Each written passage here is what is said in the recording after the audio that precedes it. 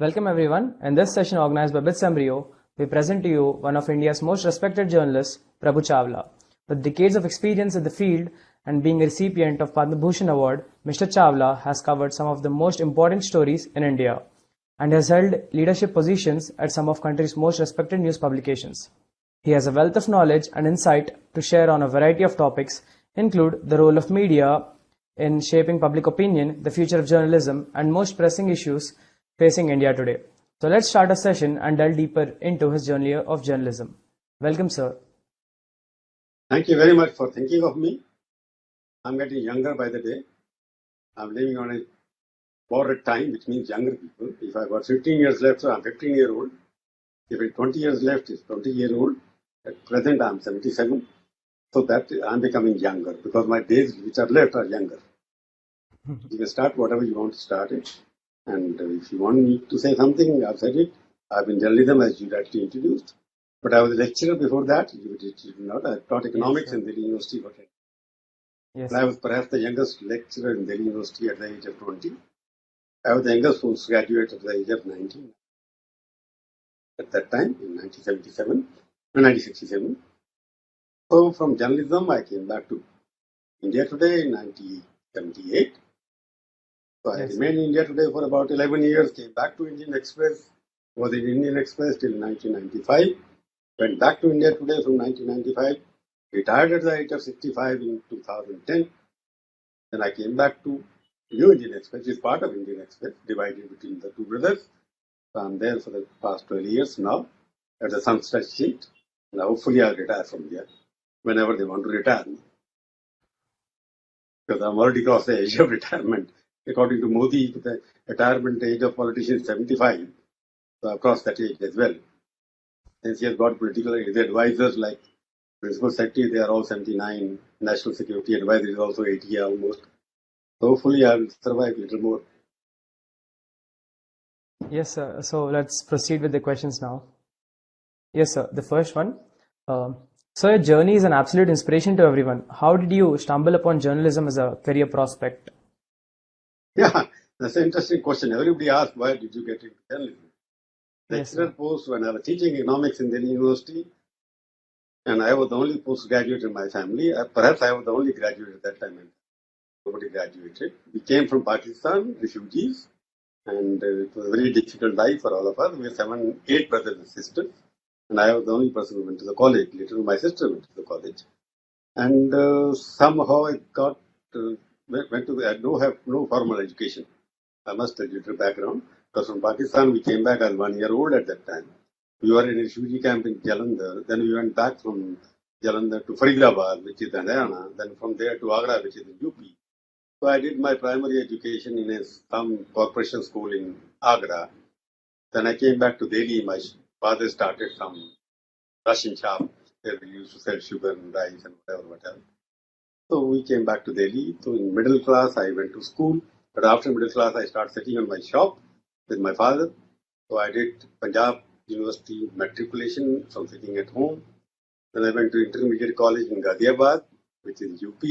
From there I came to Delhi University, Deshbandhu College, did my economics honors. Then I went to Delhi School of Economics for doing MA in economics. From there I became the lecturer. So I was also a student activist during the college times. I was a teacher also as a teacher activist. I must admit I was connected with Akhil Bharatiya Vidyarthi Parishad, which is ABVP. I was president of the ABVP in Delhi State. When Arun Jaitley was the president of Delhi University Student Union, I was the boss, political boss in Delhi University. I brought him to politics. And during the emergency, he got arrested. We protested against Mrs. Gandhi, went to Delhi University, burnt her effigy. I was a scooter, I was a lecturer. He was a student. He was a law faculty student. He was a tall man. You must have seen him. He was also quite heavy at that time. So when he was protesting, I was not part of the protest because as a teacher, there were students who were protesting.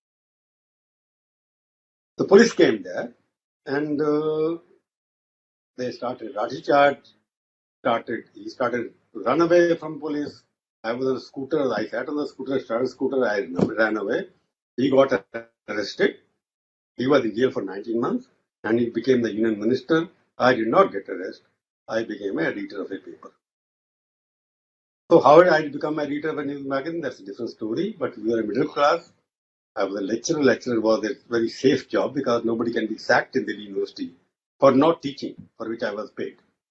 So as a union leader, most of the teachers in the university during that time never took classes. And the last 2 years of my career as a teacher, I never took class. I must admit. I went to the college only to collect my salary every month because I was a union leader. So my sister was younger, so I had to get her married, but I didn't need some money. So I came back to journalism only for money, let me admit it properly. It was not a mission for me, it was an accidental job for me. I'm an accidental journalist because in 78 I got my sister married and I was doing two jobs, part-time job in India Today where I was getting some money and full-time job in the lecturer where I was not doing the work but getting the money. So put together I had enough money to get my sister married. Once she got married, then I left the teacher's job and joined here today because of money. I was getting almost 3 times the salary which I was getting as a lecturer. Other thing was as a political activist, I left politics at that time after joining journalism. No connection with the ABV, no connection with MDS. I was arrested for a day during the emergency after my marriage, but I was let off later on. So I came to journalism basically, one, as a political activist, so I wanted, okay, journalists are very respected at that time, not like this today. When you call us paid media, Godi media, whatever you want to call us. At that time, it was a respected job. And you could mingle with the powerful people, ministers, chief ministers, everybody there. So journalism gave me both money and also chance to meet top people.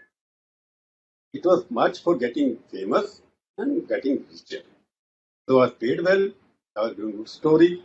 So stumbling upon on journalism was an accident because during the emergency when nothing else was able to do, I started contributing articles to various newspapers, including India Today. By that time, I knew the art of writing something also. Earlier, I didn't know how to write English. I started writing English when I joined India Today because I was a good investigative journalist. So journalism was basically to get more money, and after that, there was no end to it. Then I decided, okay, I must work hard because I don't have a formal schooling. I never went to a good college.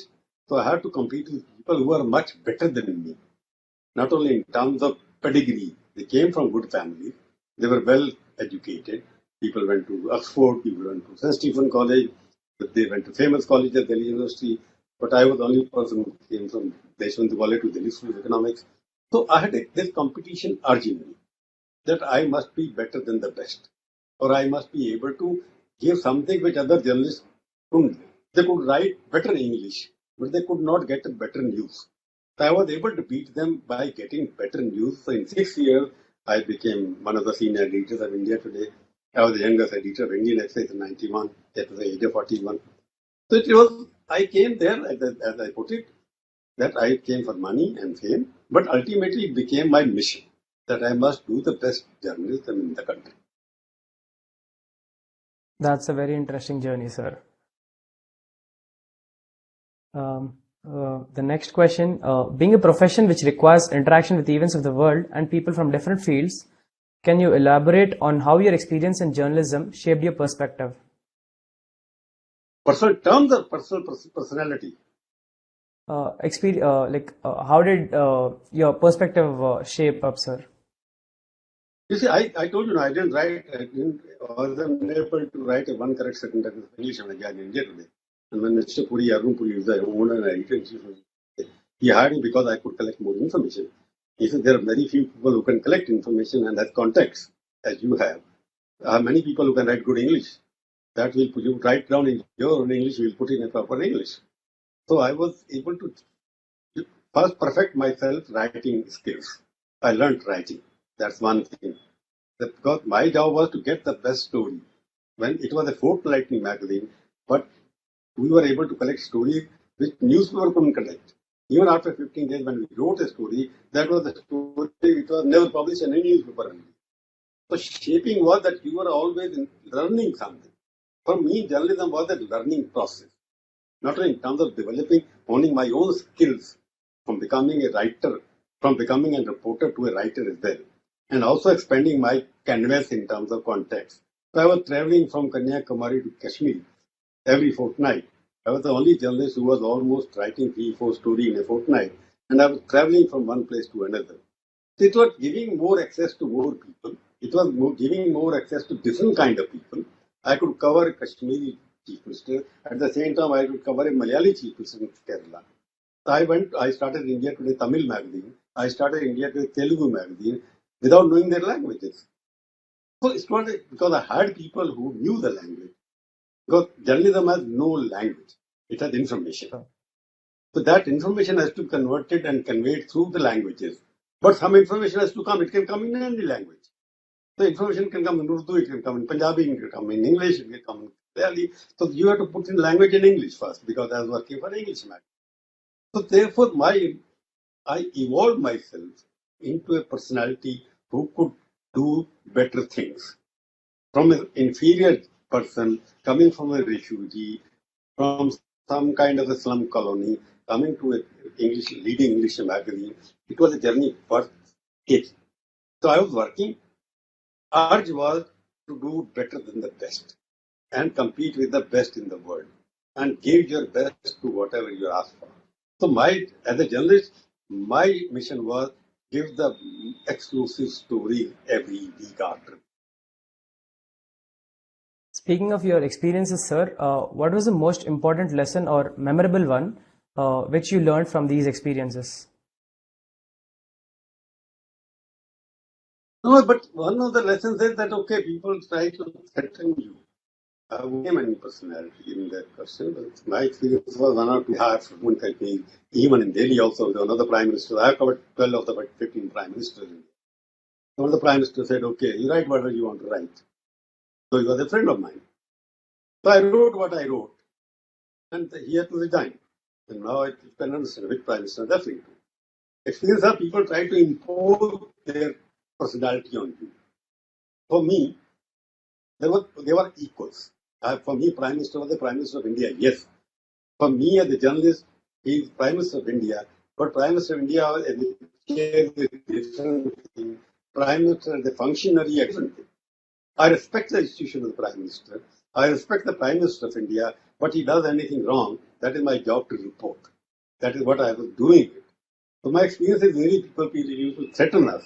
One of the industrialists against whom we wrote a story, his name I will talk, he stopped the advertisements to our magazine. So my editor told me, okay, don't bother. So the people threatened you with all sorts of things. I'll file a defamation case. One of the Don in Bihar, we wrote a story about him. He called me on the phone. Prabhu Chawla ji, आप जानते नहीं हो कौन हूं मैं? मैंने कहा I know what you are. मैं आपके दफ्तर में आकर के कुछ कर दूंगा, ये कर दूंगा. I'll do something. I said, why are you coming to my office? I'll come to you, yeah. Do whatever you want to do to me. He never came after that. So experiences are the people in journalism, they think, okay, now a different ball game. I'm talking about journalism 40 years ago. They would threaten you, they would intimidate you, but fear none, favor none, was my model. I will not fear anybody, I will not favor anybody, I'll favor him if he's doing a good job. Yes, I will write about that. If that is a favor, I will do it. But I will not fear because he's a Don, he's a Prime Minister, he's a Chief Minister, that kind of thing, they have never. Because during our story we wrote for India Today, Indian Express, about 3-4 chief ministers had to resign, many ministers had to go. Many stories we have done in that process. So you can say my experience as a film star is the same. When I doing show for TV, CD Baat, Aaj Tak. Same experience from Shah Rukh Khan to Amitabh Bachchan. They threatened you all that time. So my principle in TV was something else. In English, in print journalism, fear none, favor none. In TV, for example, you have learned the language that they ask you, who is your guest on the show? You must have heard this language. When you asked me, who are your guests on the show, I said, no, I never had a guest. I had already a target there. He's my target. I have to get information out of it. I can't say, sir, you are very good, sir, you are great, you are there. Okay, you are great, but you're also bad somewhere. So in TV, every guest of mine was my target. In print, every person was my target, and I never felt it. That was the principle we were taught at that time. Yes, there were certain principles we have to follow. We can't betray our sources. There are certain people who are close to the man, and sometimes you have to ignore them, not support them, but ignore them.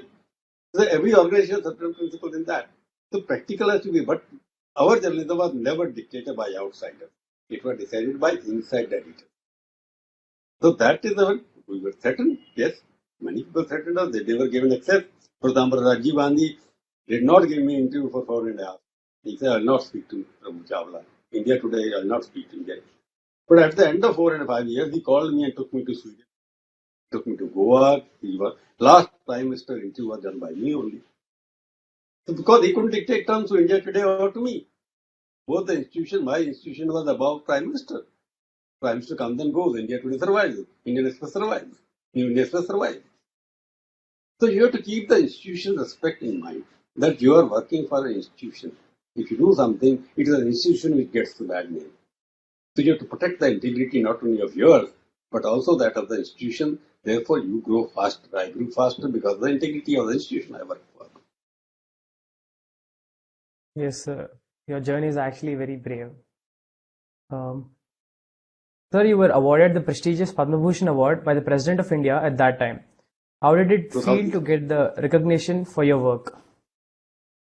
You see, these awards are, yes, you feel elated. You feel Padma Bhushan is the largest award in the country. Then Vajpayee was the Prime Minister and Kalam Sahib was the President. When he called me, that, okay, thank you very much. But it is the recognition of the work which I have done for the institution I work. It's an award not for me. Because you are recognizing me because I work for a great institution like India Today. So it's basically recognition because I got a platform where I can express myself. And that platform, India Today or Indian Express, give me freedom to write whatever I want to write. So I'm proud of working with them. So this is a recognition of elation. For me, it's a personal recognition, but I give the credit to the institution who has made me eligible for this prestigious award. Yes, sir.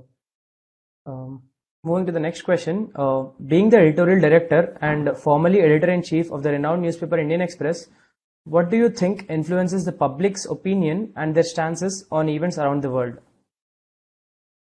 Well, you see, basically, golden principle of journalism is you want to express what people want, read and listen. We are writing on behalf of the people, our readers and our viewers are our assets. So if we don't feel the pulse of the people, our viewers, we are doomed. If you look at the current scenario in journalism, I'll go back to the whole scenario later on. If you look at the current scenario, for the past 5 years, readership of the newspapers have fallen by about 50%, 60%. Viewers of the news channels have also fallen by about 40%, 50%. Why? One is, okay, too many sources of information is available. Your internet, you've got a telephone in your hand, you get to see everything there. Why should you buy a newspaper? That could be one reason.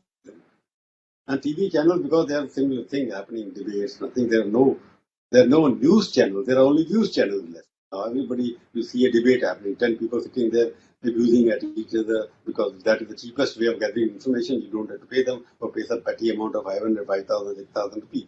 There's no news being gathered. So you are either taking clips on internet, you are going to Ukraine and taking out internet flight, oh, this plane is killing so much people, this jet or this is. So the question arises that during the journalism, you have to go into the people's pulse, what they want to see. Like Indian Express, Ramnath Goenka started fighting Indira Gandhi, later on Rajiv Gandhi, because they knew people were fed up of corruption at that time. Even Manmohan Singh time, there was 2009 to 14. There were 2G scam, there were coal scams. Media was reflecting that. People, we have to be in touch with the people. Once the journalist loses contact with the people, then he started imagining stories. Then he gives more views than news. Because his views can be personal. Because for me, news is, if I have no personal views. My personal views should reflect in my editorial, and my own signed column. But when I'm giving a story on the front page, it should not be biased. It should not be there. All over the world, what is now happening, that leaders are becoming more important. Economics on newspaper is very bad. Because we depend on advertising, whether it's a TV channel, whether it's a newspaper. You know, the newspaper which we give you for 7 rupees costs us 15 rupees. The remaining 8 rupees has to come from somewhere. Earlier, people were not dictating terms because newspapers were less in numbers. Channels were very few. When I started, it was the only Hindi channel, private channel. You know that channel. Now you've got 900 news channels. The advertising scale is not gone up. It has gone up from 2,000 crore rupees in 2001 to about 30,000 crore rupees now. But the number of news channels have gone up fortunately. So what is happening? We are competing for the same money. When you are asking for money, advertiser is seeking favors. He is taking turn. He will not write against me. Chief ministers are dictating turn. There are many chief ministers. If you write one line against them, they stop your advertisement. There are corporates who write against them, they withdraw the advertisement. And compromise is being happening in the press because news channels and newspapers are not able to collect it from consumers. Fault is lies with the people like readers like me and you. I also consume news. I am not willing to pay 15 rupees for a newspaper. So I compromise on your behalf. And you, once you see the newspaper becoming boring, you stop it. The job of the journalist is on the block. So we have sacked them. Similarly, in TV news channels just happened because running a TV cost, running distribution cost is very high. Cable people spend about 25% of their revenue, TV channel, paying to the people who are a cable wala and Tata News and whatnot. 50%, 25% of the revenue goes there. And you want free TV. Therefore, economics so bad, the rest of the world, people are paying for what they want to. If you want to go and to watch TV channels, you have to pay. In America, people are willing to $5 a month. Indians are paying $10, $15 a month for watching an Indian TV, but they don't want to pay 200 rupees in a year. So problem is that the economics of newspaper, all the newspaper and buy their model. Say, okay, we will be sold less, we will be seen less, but we will not beg and borrow. We will not compromise. That's the dichotomy we are facing. The crisis before the news industry is whether you want to get it from the consumer and become little less circulated, less seen, bought news, bought channel, bought newspaper, or seen by little more people by compromising. That's the choice, very difficult choice we are facing these days. So you and I have to ready an economics of the newspaper, and then we compromise. That's the fact of life. Yes, sir. So, sir, continuing the previous question, how did you ensure that news items connected with the readers? No, that's what I'm saying. We are connected with it because I told you, newspaper circulation is going down. But now defensive people think we are covering more of politics, we are covering more of entertainment. You should go with a survey sometime because once you do more coverage of education, agriculture, health, people don't read it. They want to read only politics. But we have to reflect the choice of the people also now. What is the choice of the people? Now I am difficult to decide because the Indian Express and I, the editor, we decided to give more coverage to the education and health. And my circulation fell by 10% in 2 months. If I go on politics, because people who read now, the generation change, this happened. Now you don't want to read anything. Because you don't have time. You are in the IIT, busy every day, you've got the phone, you look at it. So our choice is what? Because you have got the millions of websites giving you information. You've got millions of YouTube channels giving you. You've got Instagram. You've got various other channels coming back to your palm. Why you how to know what you want to read? Because we are getting people don't read it. 40 years below, 90% people don't read the newspaper. So how you connect the people? You have to now go by region wise. Every region has to evolve its own strategy and give you what you call the customized news.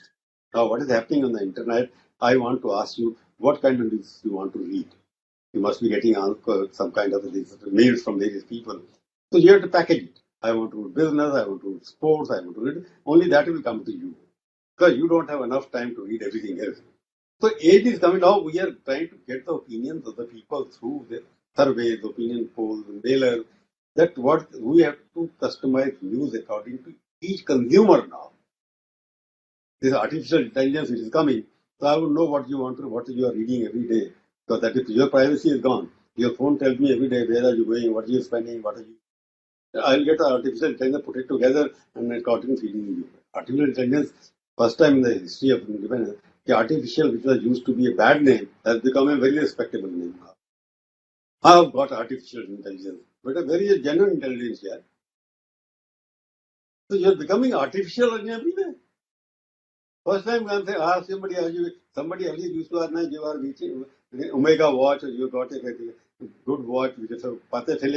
Is it artificial? Natural. He said, I've got genuine one. The genuine one was the respectable word. Now the artificial is the respectable. So everything will be, but not artificial. But artificial intelligence without machine, as the IT. Artificial students say only machines, nothing else. But input has to be go by your fingers. No? If I put garbage in, artificial intelligence will give garbage out. So I'll start spelling what you eat meat every day, but you don't. But artificial intelligence will give you this fellow eats meat. I'll push you that way. But I'm not going into that. Question is readers' choices, preferences, because news is now a product. It is not a message. Earlier it was a message, and we were the messengers. Now news is a product, and we are the salesman. So as a salesman, we have to package the product in such a way that it appeals to you. It has to be packaging in terms of artificial intelligence. I have to give artificial headline. I have to give provocating headline. I have to give something else. So newspaper is becoming a product. Journalist is becoming the salesperson. As again, message and messenger. That is the problem we are facing. How to convert a message into a product. Yes, sir. Moving to the next question. Throughout your career, you have interviewed a number of eminent personalities. What was it like experiencing different perspectives on the same topic and deciding on their legitimacy? That's a very interesting question because from the same party you will get the same different answer because Yes, you don't sir. know what is going to happen. Conviction is not my famous. I go wherever I go. For politician, conviction is a matter of convenience. So they change their conviction according to the platform they have. Hmm. So you have to cater to that because as a politician, because he forgets what he promised. For example, during the election, you promise many things. But as the election is over, you forget all the promises. Next day itself. You want moving from one goalpost to another. So when I interview people, I have interviewed about 700 people for TV show, maybe 1,000 others for my newspapers and whatever. There are very few people who are conviction, like Atalji, like George Fernandez, like you get to Madhu Leme, you go back to the history, but there were the people who are conviction, like Kedwani. You talk to them even 30 years ago when I spoke to them on the one subject and I spoke, they were on the same page. But there are many others, what I call the new age journalists and new age politicians. When they come to you, they will speak a different language. When they come to me, they will speak a different language because they know that you are a young person. You may not know much about them, but I know them when they were born, and now they have got the gray hair, so I can connect the past with the present. So it is a very difficult because news every day they're changing there because now aggression is becomes. You ask the question, they don't give the answer. They give the question back. So you have to be ready, okay, when I go, now I don't interview people because they're too young for me and they're too arrogant for me. And I don't want to go and beg and borrow from them. Because I have information, I have experience behind me, I might not be updated as they are. But question is, now these days, differentiating between a good politician and bad politician is a very difficult task. Finding the truth from the falsehood is a very difficult task because access to information is limited. You are getting what is given to you. Algorithm model, which has started now, if you are an IIT student. Algorithm decides what you would see. My Twitter account, for example, will go to you only if algorithm allows you to see it. Even if you are following me, you will not be able to see because algorithm restricts a certain kind of territory. Okay, Prabhu Chala will not be seen in Andhra Pradesh. Full stop. So now what is happening that I don't decide what I want to give to you. My problem is Twitter decide or algorithm decide or the Malik decide or the Google decide what Google decide what Prabhu Chawla article pop up. Being restricted, freedom of expression is not being threatened by the politician. Freedom of expression is being threatened by the big Facebook, Instagram, YouTube, Google. They are the people who are deciding what things are available to you. You can search anything, you won't get it. So therefore, that is a bigger channel. How the technology is supposed to work for the people themselves. They are restricting flow of information. They are not allowing you to name article. You will not get it. It's not there. The algorithm doesn't connect with that. So when I do, for example, when I do a show for my individual show, my show, I get hardly 1,000 viewers. But same thing I do for some other panel, I get 1 lakh. How? It's the same Prabhu Chawla. That means somebody is working behind the scene who's pushing the button. Okay, if you go to this TV, you get viewership. If you go to this TV, then I'm telling you, a small platform, small website, they are given by you. Very small, you may not have heard. Where I got 50,000 viewers, and where I posted on my YouTube, I got only 900. Okay. So the question you are posing is that because you are not seeing me, you are not reading me. And I'm not able to get the reaction from you because you are not able to. Your Twitter handle is the handle. It's a very difficult problem because choices are too many, views are too many. There are conflicting views coming from the same party. So get a consensus opinion. You can only say after this is what I knew I must give to you. For the on Adani, something is happening. There are different views coming. But everybody pushing a particular point, like Ukraine, for example. I'll give you a classic example. Ukraine, what is Russia saying? Have you seen anything? No statement allows to come. They have a point of view also, no? Their newspapers are full of that. Their websites are full of that. But entire Western media is combined against them that whatever Ukraine says, that will get amplified all over the world. But whatever Russia says will not be available to anybody. Yes, Russian sir. point of view never comes. Every day you see Zelensky sitting here with t-shirt and whatnot, every day same mugshot coming. But have you ever seen Russian point of view? None. So you want to know Russia, what is Russia won or lost? You must listen from other side. You are saying Zelensky has won, but why are you not able to fight? He's begging every day for the armaments. Give me this tank, give me that tank, give me that tank. So one classic example, global words you're talking about. Globally, media is almost a threatened species. You may not have a media. You will have only platforms. Yes, sir. The next question, sir. You are known for your straightforward demeanor and unbiased questioning skills. How far do you think this is a necessary trait for transparency in media? That's the only trait. There can't be any other. If you're not transparent, if you're not straightforward, if you don't call, if you start calling black a black, then the question is, you have to decide. You want to say yes sir, yes sir, yes sir, yes sir. No sir. So you have to learn. Basically, yes sir is not. You have to be saying no sir, because that's the basic thing. Media by nature has to be inquisitive. It must question everything.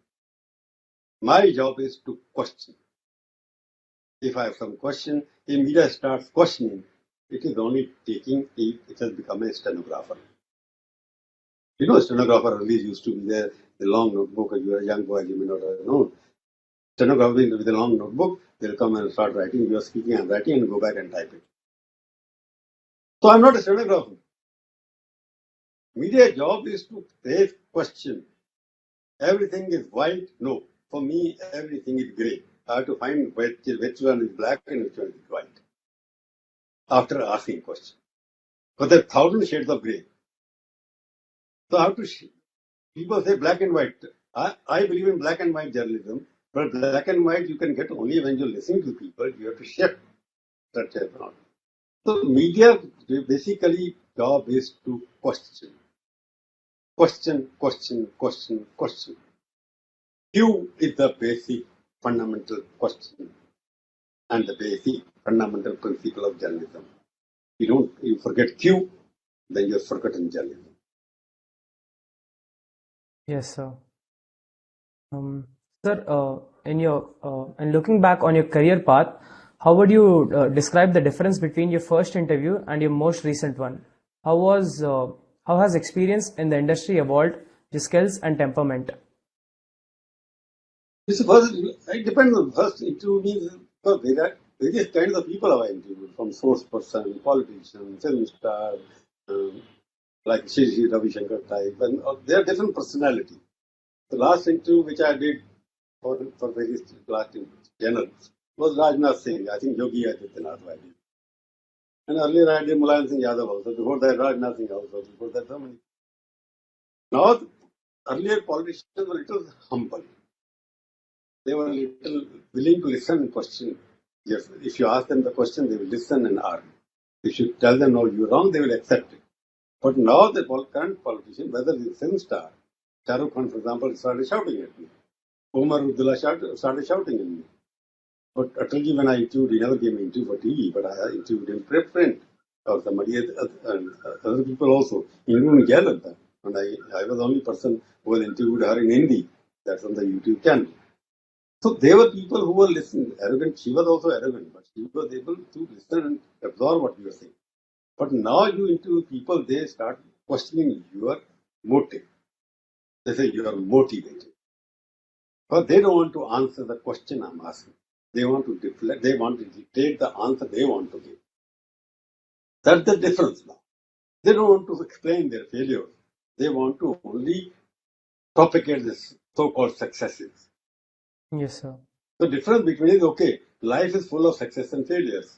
But current interview, if you do with people, they want to talk about their amplified, exemplified, multiplied times success and hide their failure, which is more than the success. So that's the difference. Yes, sir. Sir, having interacted with our current Prime Minister 4 times, what do you find interesting about him? You see, he's the one person I must admit. He's very consistent. He has been very sharp, very arrogant, because he was the honest person. He would not take anything else. But he listened to me last night. After that, he had not given me interview. Because that was the last thing. He got angry with me also. But I met him with a friend of mine. He was a friend of mine, but I have not met him just now. So I know him from 74. When I was a student leader, I was a teacher, he was a young leader in Gujarat. So all the four interviews, I could find that here is the person who will go long way. Last interview, if you watch, my first question was Prime Minister. That was in 2009. So he was an ambitious person and he was very focused what he wants to do. He is a loner because he's self-made person. He has suffered in life. He has been humiliated by people media. 2002 to 2012, everybody was after him. Like he was projected like a monster. Communal riots did not happen first time in Gujarat. Before that, so many communal riots have happened. More people had died before that in Gujarat. But he was hounded all over the world. So he has become a more bitter person. So whatever personality you see in him, it is because he was insulted, humiliated, denied visa by UK. He was denied visa by everybody else. He was the person who came out of it. He has the skilling power of oratory he has got. He is able to move the people out. He's the first personality in the world, perhaps. He made the biggest party. So I would say he is consistent that whatever I say is correct. He is a leader who wants everybody else to follow him. Because he is normally not wrong. That is a conviction. That I have been right most of the time, which is proved as he has been right.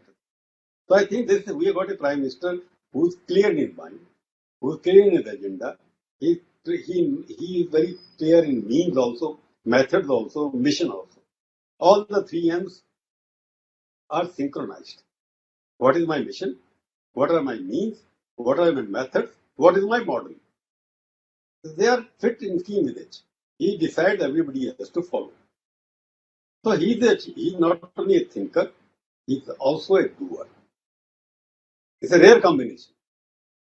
So I would say we have got first time a politician leader who is a thinker and a doer and an innovator, all put together. But only difference is that he, in a democracy, for him, is a guided democracy. So he is, I call him the democratic dictator. So he has been democratically elected. People of India have voted for him. After that, he has the legitimate right to say, I've been elected. I have not taken over the power by throwing somebody else by power force. He is democratically elected people with a marching number of votes. So, but his thinking is what he thinks is right. And so far, you can't find fault with his personality. You have a very clear analysis, sir. Moving to the next question. How do you see the future of journalism, particularly in the digital age? In The digital age. particular I mean, the digital age, sir. digital age, yes, that's why I Yes, said sir. in the beginning that there is no journalism. Journalism in the conventional session where you are supposed to disseminate information. Now, who is doing journalism? There are different kinds of journalism. Earlier there was only print journalism.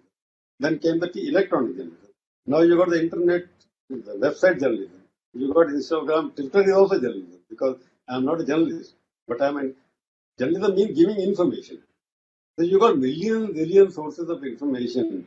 Future of what? If I say some Twitter okay about something, somebody else write no, this is not correct, this is right.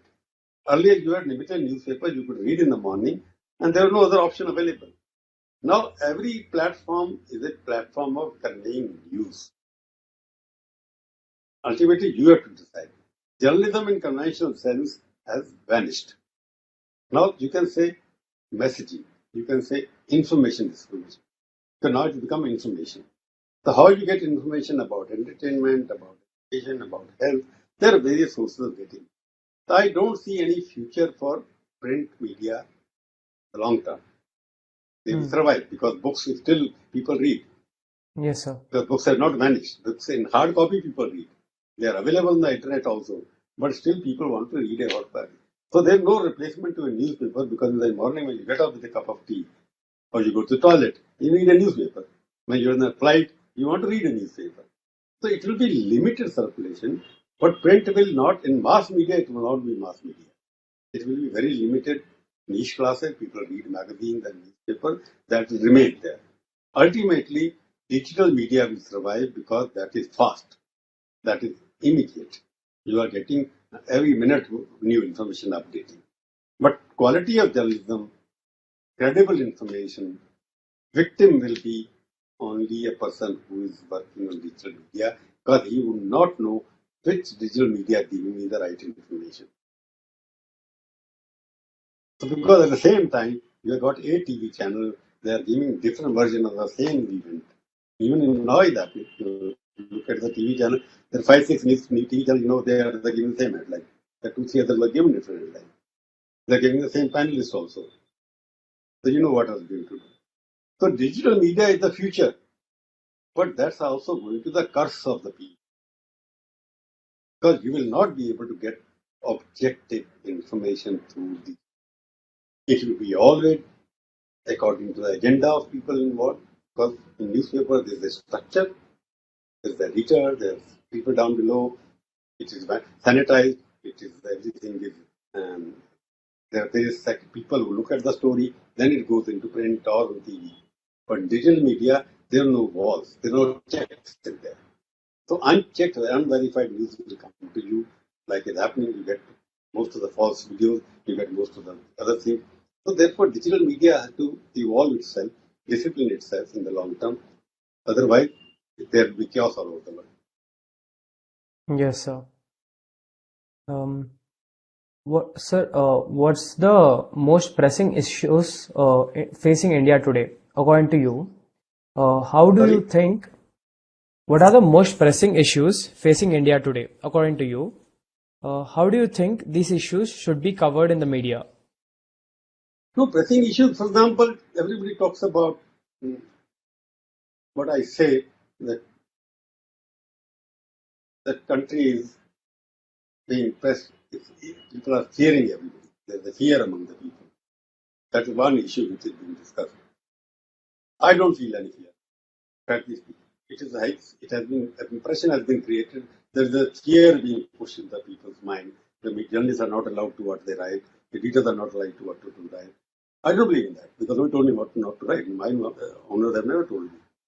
Even people are becoming themselves. We have to teach people that you don't fear anything because no government is suppress a genuine news. They can only suppress a motivated news. In terms of, I'm talking about media problem is the media has to get out of this fear cycle that we are not independent. Because I told you economics is there, yes. But within the economics you can still work it. I write it when nobody's asked for it. I've written against I've written in favor of Prime Minister.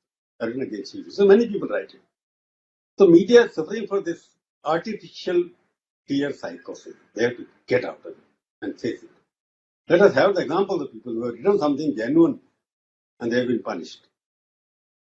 Well, I know example where people have been punished and thrown out of the job, but I know they have been thrown out because they are not professional journalists, most of them.